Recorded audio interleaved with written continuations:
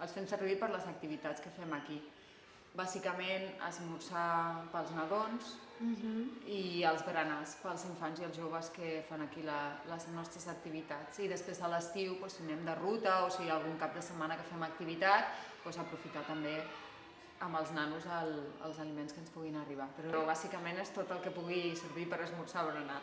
Dolços, que arriben de vegades, també coses, si ens arriba xocolata per quan organitzem festes o activitats més al barri, poder donar als nanos, muntar xocolatades al carrer, coses així. Al matí per esmorzar, jo crec que de nanos en tenim uns 20 i pico de nadons, i a les tardes es fa berenar, jo ara no sé per quants, l'agafes així, però 30, 60... 100 i pico nanos de berenar diari, sí, o quasi 100 potser.